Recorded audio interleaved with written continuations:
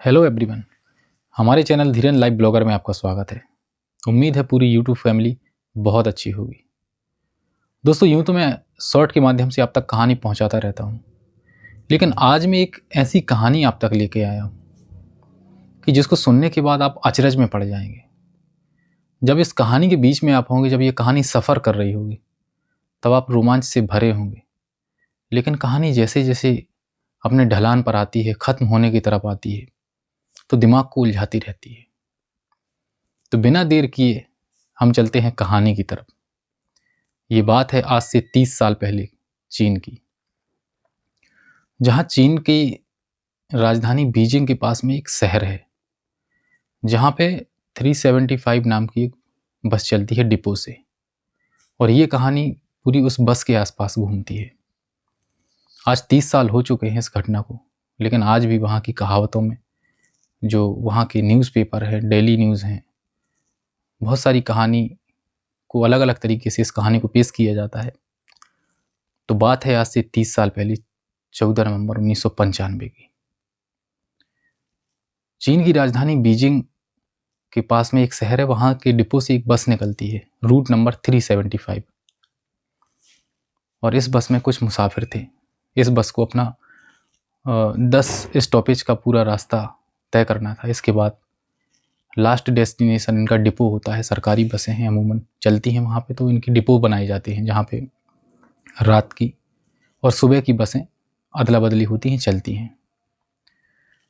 तो होता क्या है कि 14 नवंबर की आधी रात को एक बस चलती है अपनी लास्ट डेस्टिनेशन डिपो के लिए। तो वहाँ पर इस बस में बहुत सारे मुसाफिर मौजूद होते हैं, अपने अपने स्टॉपेज पर उतरते जाते हैं। 5 स्टॉपेज इस बस के रह गए थे। लगभग 12:30 बजे रात की घटना है। एक ड्राइवर, और जो ड्राइवर था वो पुरुष था, और इसमें जो कंडक्टर था वो महिला थी। एक कपल चढ़ता है, उसके बाद में एक बूढ़ी महिला, और उसके बाद में एक 19 साल का नौजवान। धीरे धीरे धीरे अपने गंतव्य की तरफ बढ़ रही थी। जो कपल बैठा था वो 2 स्टॉपेज के बाद उतर जाता है। बस को से उतरने के बाद जब कपल आगे बढ़ता है, तो एक स्टॉपेज छोड़ के जब दूसरा स्टॉपेज आता है, ड्राइवर को दिखाई देता है कि रोड पर 2 लोग खड़े हैं और जो बस को रोकने का इशारा करते हैं। तो ड्राइवर ने भी बस को रोक लिया। अब होता क्या है कि पीछे का जो दरवाज़ा होता है बस का, वहाँ से वो मुसाफिर चढ़ते हैं।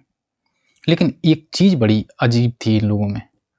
वो कुछ इस तरह की, जब इन लोगों ने हाथ दिया था बस को, तब 2 लोग दिखाई दे रहे थे। लेकिन जब ये बस के अंदर दाखिल होते हैं तो 3 लोग थे। ऐसा लग रहा था जैसे इन 2 लोगों ने किसी तीसरे को बीच में सहारा देकर लटका के रखा है। बस चलती है। बस धीरे धीरे धीरे धीरे अपने लास्ट डेस्टिनेशन की तरफ बढ़ रही थी। जो बुजुर्ग महिला थी, वो जब इन लोगों को देखती है तो डर जाती है। हालांकि इन लोगों ने कपड़े जो चीन के ट्रेडिशनल कपड़े थे, ढीले ढाले, वो पहन रखे थे। खिड़की से आती हुई हवा जब इनके कपड़ों में लग रही थी तो इनके कपड़े उड़ रहे थे। और जब वो बुजुर्ग महिला पीछे देखती तो एकदम से डर जाती और फिर आगे देखने लगती। ये सिलसिला आधे घंटे तक चलता रहता है। उसके बाद में एकदम से वो बुजुर्ग महिला खड़ी होती है और चलती हुई बस में शोर मचाने लगती है। हालांकि ये उस रूट की आखिरी बस थी, इसके बाद कोई बस नहीं थी, फिर सुबह बस थी। चीखने लगती है, चिल्लाने लगती है। तो महिला कंडक्टर आती है तो पूछती है कि क्या हुआ। तो जो इसके आगे एक नौजवान युवक बैठा था 19 साल का, ये उसके ऊपर इल्ज़ाम लगाती है कि इसने मेरी चोरी की है, इसने मेरे पर्स से पैसे चुराए हैं। लड़का भी एकदम से हक्का बक्का रह गया कि मैं आगे बैठा हूँ, मैं इसके पैसे कैसे चुरा सकता हूँ। तो महिला कहती है, नहीं, और मुझे तुम्हारी कंप्लेंट पुलिस में करनी है। अभी तुम बस से उतरो, मेरे साथ मैं पुलिस स्टेशन चलो, मैं तुम्हारी कंप्लेंट करूँगी। लड़के को बड़ा गुस्सा आता है। कहता है कि तुम मेरे बैग को देख लो, मेरे पॉकेट्स को देख लो, अगर मैंने तुम्हारे पैसे चुराए हों। काफ़ी समझाने के बावजूद भी ये हंगामा ख़त्म नहीं होता। बुजुर्ग महिला बहुत चीखती चिल्लाती है, कहती है कि नहीं, मैं इस लड़की की कंप्लेंट करूँगी और इसको पुलिस के हवाले करूँगी। चलती हुई बस की घटना है ये। तो गुस्से में आकर ड्राइवर ब्रेक मारता है, वो कहता है कि तुम लोग उतरो दोनों लोग, और वो दोनों उतर जाते हैं। बुजुर्ग महिला और जो नौजवान युवक 19 साल का था, उनको स्टॉपेज पर उतार के बस आगे बढ़ जाती है। और जैसे ही बस आगे बढ़ती है, लड़का गुस्से से आग बबूला और उस बुजुर्ग महिला से कहता है कि तुमने मेरी बस छुड़वा दी, मेरे ऊपर इल्ज़ाम झूठा लगाया, हालांकि मैंने तुम्हारे पैसे नहीं चुराए हैं। आधी रात में तुमने मुझे यहाँ पे उतरवा दिया, अब मैं कहाँ जाऊँगा। तो जो बुजुर्ग महिला है वो कहती है कि मैंने तुम्हारी जान बचाई है। तो वो लड़का कहता है कि पागल हो क्या, तुमने मेरी जान कैसे बचाई है, तुमने मुझे मुसीबत में डाला है, इतनी रात में मैं कहाँ जाऊँगा। फिर वो बुजुर्ग महिला उस लड़के को समझाती है कि जो लोग आखिरी में 3 लोग चढ़े थे, तुमने उन्हें गौर से देखा है, कितने अजीब लग रहे थे। बेटा मेरी उम्र 84 साल है, तुम मानो या ना मानो, मैंने ऐसा कोई इंसिडेंस आज तक नहीं देखा। तुम तो आगे बैठे थे, जब मैं बार बार पीछे देख रही थी तो वो लोग मुझे बहुत अजीब लग रहे थे, और इस चीज़ को मैं दावे से कह सकती हूँ कि वो इंसान तो कतई नहीं थे, वो भूत प्रेत थे। लड़का भी सोचता है कि हाँ हो सकता है, पहले तो लड़का इस बात पे यकीन नहीं कर रहा था। और बुजुर्ग महिला कहती है कि मुझे तुम्हें ऐसे उतारना था कि किसी को शक ना हो, अब मेरे साथ तुम यहाँ से पुलिस स्टेशन चलो और वहाँ पे कंप्लेन करते हैं। वो बुजुर्ग महिला और वो लड़का पुलिस स्टेशन जाते हैं। हालांकि पुलिस कहाँ इन सब बातों में यकीन करती है।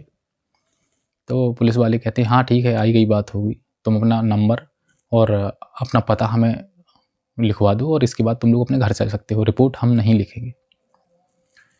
वो उस बुजुर्ग महिला और लड़के का पता और कॉन्टैक्ट नंबर लिखवा के उन्हें रवाना कर देते हैं। अब ये लोग अपने घर चले गए।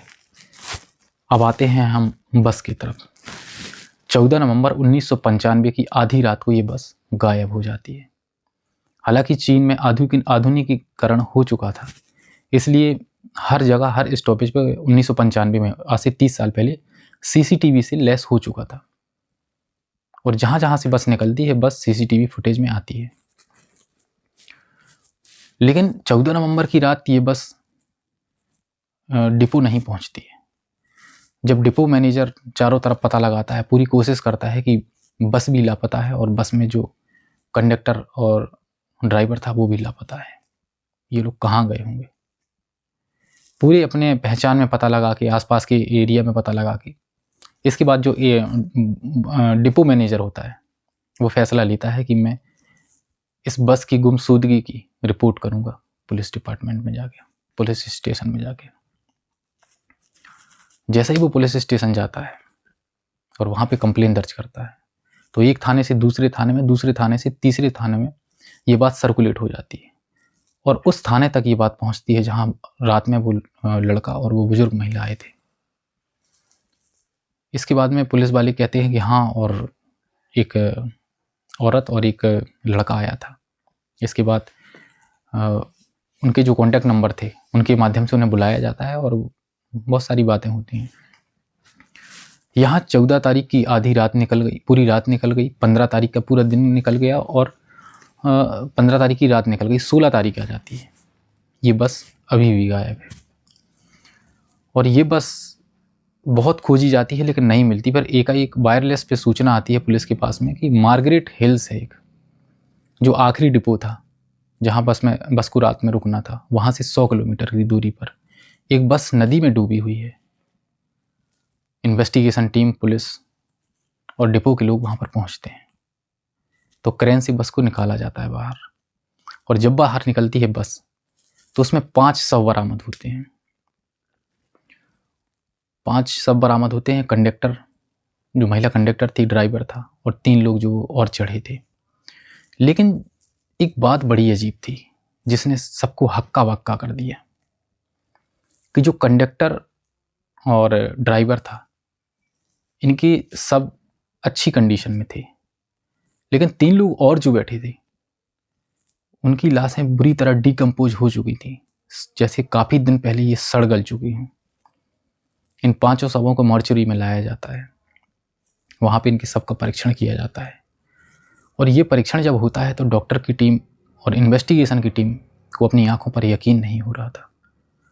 डॉक्टर कहता है कि ये लाशें इतनी बुरी कंडीशन में है, जो 3 लाशें थी जो लास्ट में चढ़े थे, कि जैसे 3 से 4 महीना पहले ये डिकम्पोज हुई हों, बुरी तरह सड़ी गली हुई हों। इसके बाद जो डिपो मैनेजर होता है वो कहता है कि जहाँ बस मिली है वो लास्ट डिपो से 100 किलोमीटर की दूरी पर है, लेकिन जो सरकारी बसें होती हैं उनमें सिर्फ इतना फ्यूल डाला जाता है कि एक डेस्टिनेशन से दूसरी डेस्टिनेशन तक, जहाँ से बस शुरू हुई है और जहाँ उसको आखिरी में उसको अपना सफ़र ख़त्म करना है, वहाँ पहुँच सके, इससे ज़्यादा उसमें फ्यूल नहीं होता है। हाँ, 10-20 लीटर और हो सकता है, लेकिन उस बस के टैंक में इतना फ्यूल नहीं था कि वो 100 किलोमीटर जा सके। इसी उधेड़-बुन के चलते इन्वेस्टिगेशन टीम बस के फ्यूल टैंक को खुलवाती है, और जब बस का फ्यूल टैंक खोला जाता है तो लोगों के होश उड़ जाते हैं, क्योंकि उसमें फ्यूल नहीं था, डीजल नहीं था, पेट्रोल नहीं था, उसमें होता है इंसानी खून, और वो पूरा फ्यूल टैंक ऊपर तक भरा था। एक चीज़ और बड़ी अजीब होती है कि हर स्टॉपेज पे सीसीटीवी कैमरा लगाए गए थे, लेकिन जहां वो बुजुर्ग महिला और लड़का उतरता है वहां तक तो बस दिखती है सीसीटीवी कैमरे में, उसके आगे के जो 5 स्टॉपेज और थे वहां पर बस बिल्कुल दिखाई नहीं देती। ये बड़ी अजीब घटना एक घटी, और हालांकि ये पूरी कहानी ही अजीब थी। इन्वेस्टिगेशन टीम लगभग 5 साल तक इस इन्वेस्टिगेशन करती हैं, डॉक्टर्स की टीम लगी रहती है, और उन जो 5 बॉडी बरामद हुई थी, तो जो कंडक्टर और ड्राइवर की बॉडी थी उनके घर वालों को सौंप दी जाती है, लेकिन 3 जो लाशें थी जो बुरी तरह डिकम्पोज हालत में मिली थी, इनका अंतिम संस्कार नगर पालिका के द्वारा किया जाता है। और तब से लेके आज तक रूट नंबर 375 जो जहाँ से वो बस निकली थी, आज भी रात में वहाँ पे लोग नहीं निकलते हैं। लोकल में बहुत सारी कहानियाँ सुनाई जाती हैं कि कहते हैं कि आज भी वो बस दिखाई देती है, वो लोग दिखाई देते हैं। हालांकि जो बुजुर्ग महिला थी उसका निधन हो चुका है, लेकिन जो 19 साल का नवयुवक था वो आज भी जिंदा है, और वो अपने जीवन में जो उस बस में बैठा था और जो भी घटनाक्रम था आज भी लोगों को बताता है, और कहता है कि वो पूरा रूट जो था 375 भूतिया है। तो ये थी आज की कहानी जो मैंने सोचा आप लोगों को सुनाऊं। अगर कहानी अच्छी लगी हो तो हमें लाइक करें, चैनल को सब्सक्राइब करें, और अगर आप लोगों के पास में कोई कहानी हो तो वो आप हम तक भेज सकते हैं। तो ये कहानी का सिलसिला ऐसे ही चलता रहेगा। नमस्कार।